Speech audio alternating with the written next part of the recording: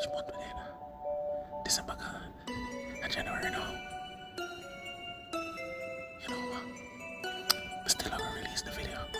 Let's go. Technicational.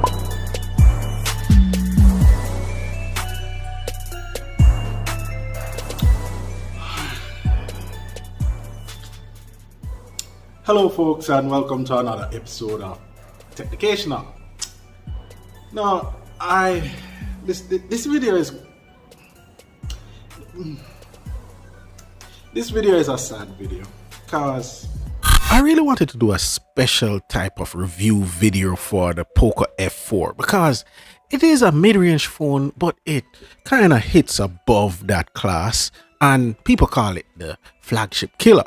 Now, the one thing you know about a flagship is that when you buy a flagship, it actually lasts for a while.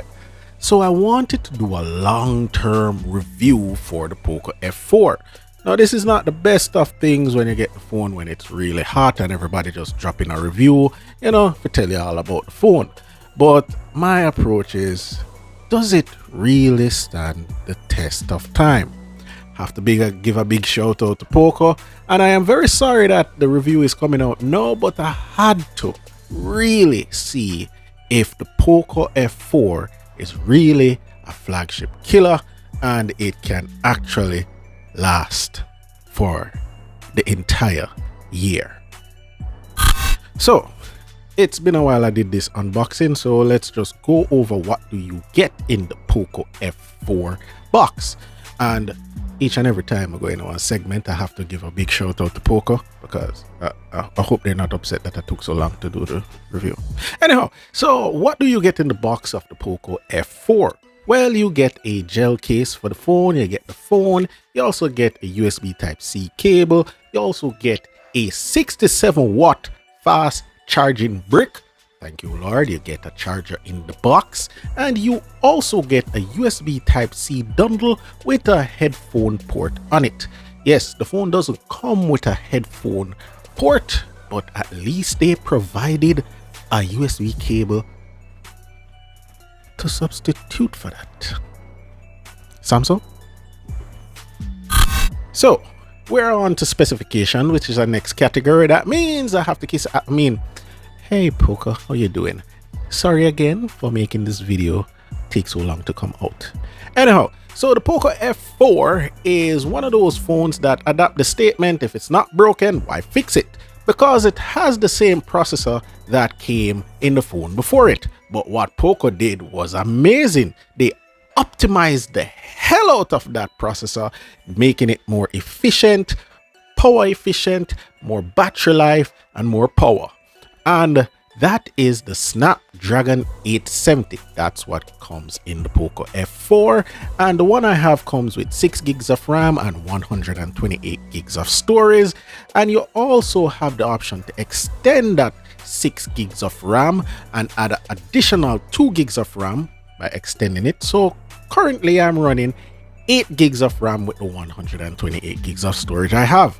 You also have a IR blaster. This phone is dual SIM, and it has the ability to charge to 100% in less than 40 minutes.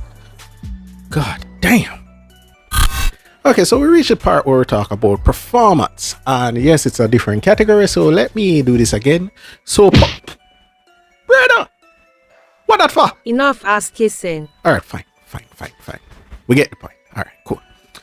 Yes, so performance. The POCO F4 is definitely above and beyond when it comes to performance and its price. So price to performance, I don't think nothing out there can beat the POCO F4.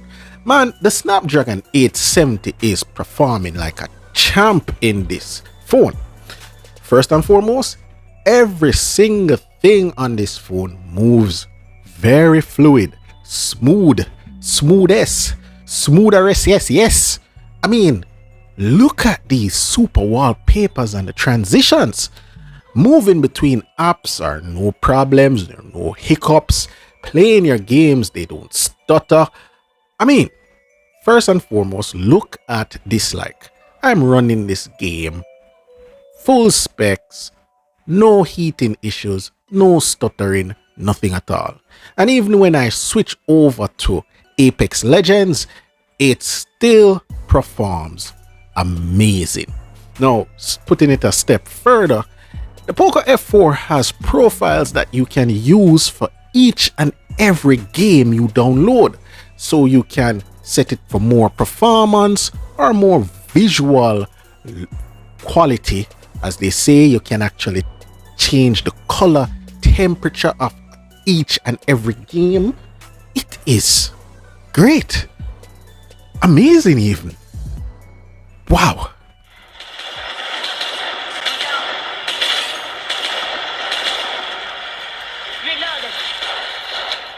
So we're at the part where we talk about camera quality, and my grandmother always tell me, you can't good at everything.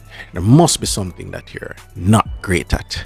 And to be honest, the more I do these reviews, the more I realize my grandmother is a saint and a prophet at the same time. God bless her soul. Yeah, the POCO F4 has a 64 megapixel main camera, an 8 megapixel wide camera, and a 2 megapixel macro camera at the back. And they also have a 20 megapixel front facing cameras. Those are some great numbers on paper. And don't get me wrong, the POCO F4 does take very clear and sharp pictures. That's not the problem. The problem is I think they calibrated the cameras a little bit too vibrant and too much on the warm side. It makes things look really unnatural and really orange to reddish. Now, the good thing is that there was a recent update moving it from MIUI 13 to MIUI 14, and it toned down the warmness and the saturation, but it's still above average compared to all the other phones that I have used. And the front camera, it needs some better tuning.